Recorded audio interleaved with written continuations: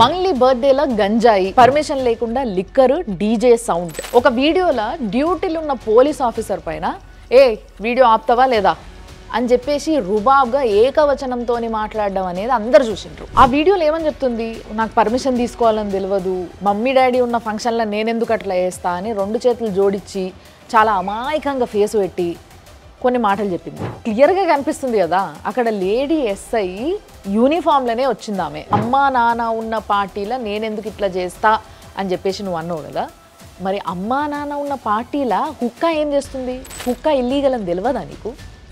తెలంగాణలో హుక్కా ఇల్లీగల్ అని తెలియదా? పోనీ సరే నీకు తెలియదు అనుకుందాం, మీ మమ్మీ మీ డాడీ పార్టీ చేసుకుందాం అన్నప్పుడు హుక్కా కూడా తీసుకురమ్మని మనం పెట్టుకుందామని చెప్పినరా నీకు? పిల్లలు ఉన్నారు, పెద్దలు ఉన్నారు, అందరు ఉన్నారు. అలా హుక్కా ఏం చేస్తుంది, ఇది ఎందుకు పెట్టిరు, నా పార్టీలు ఇవన్నీ నడవద్దు, ఏం తప్పు జరిగినా కానీ నాకే వస్తుంది అనే తెలివి లేదా నీకు? మరి అవన్నీ పెట్టుకున్నప్పుడు అప్పుడు గుర్తుకు రాలేదా, నేను 10 సంవత్సరాలు కష్టపడి నేను ఇంత పైకి వచ్చినా, ఈ ఒక్కటి ఎవరికన్నా కనిపించినా, దొరికినా, తెలిసినా, ఈ తప్పుడు పని నేను చేయకపోయినా వేరేళ్ళు పార్టీలు ఎవరైనా చేస్తున్నా కూడా నా పేరే వస్తుంది, నా బర్త్డే పార్టీ అనే తెలివి లేదు నీకు? బేసిక్గా నీది అనంతపూర్, అందరికీ తెలిసింది, ఈ పాటికి అందరికీ తెలిసిపోయింది కూడా. అయినా కూడా తెలంగాణ పాటల్ని అంత అందంగా అద్భుతంగా వాడి తెలంగాణ కల్చర్ని, బతుకమ్మని, ఇదంతా కూడా ఆ బోనాల్ని, ఇవన్నిటిని, ఈ ఏదైతే కల్చర్ ఉంది కల్చర్ని అందిపుచ్చుకొని చాలా అద్భుతంగా చేస్తుంది, చాలా నిండుతనంగా కనిపిస్తుంది అని తెలంగాణ వాళ్ళందరూ మా బిడ్డ అనుకున్నారు. 2014-15 టైంలో నీకు తెలంగాణ పదాలు కూడా నోట్లో తిరగకపోతే మీరు అందరూ చూడొచ్చు, V6లో కొన్ని బ్లూపర్స్ ఉంటాయి, మా వాళ్ళు కూడా ప్లే చేస్తారు. దాంట్లో ఆయంత అనే పదాన్ని వలకనికి రాక ఏందది ఆ అని దాదాపు ఒక 10 టేకులు తీసుకున్న కాలం నుంచి ఈరోజు ఈ స్థాయికి ఎదిగినావు.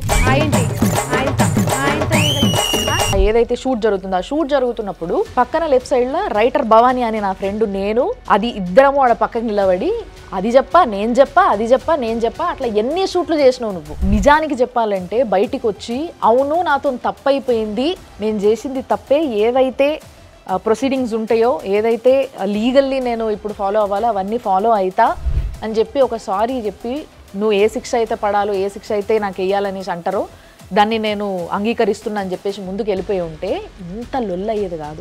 తప్పు మీద తప్పు చేస్తున్నావు, తప్పును కవర్ చేసేటందుకు మళ్ళీ తప్పు చేస్తున్నావు. మళ్ళా చెప్తున్నా, నేను నిజంగా నీ మీద నీకు కాన్ఫిడెన్స్ ఉండి నేను ఎటువంటి తప్పు చేయలేదు అని నువ్వు గట్టిగా అనుకుంటున్నట్టయితే ఆ మీడియాలో, ఈ మీడియాలో ఈ పలానా వ్యక్తిని ఆ పలానా వ్యక్తిని మాట్లాడుకొని ఫోన్లు తీసుకుంటే మాట్లాడి ఆడ చెప్పుడు కాదు. పోలీసు వాళ్ళు నిజంగా కరెక్ట్గా వాళ్ళ డ్యూటీ వాళ్ళు చేయలేదు, వాళ్ళు చేసింది అసలు వాళ్ళ డ్యూటీయే కాదు, వాళ్ళు ఉత్తిగా అన్యాయంగా నన్ను టార్గెట్ చేసిండ్రు అనే ఫీలింగే నీకుంటే, నువ్వు బయటకు వచ్చి మాట్లాడుతున్నది ఇదే కాబట్టి అనే ఫీలింగే నీకుంటే వాళ్ళ మీద కేసు పెట్టు, నిరూపించుకో.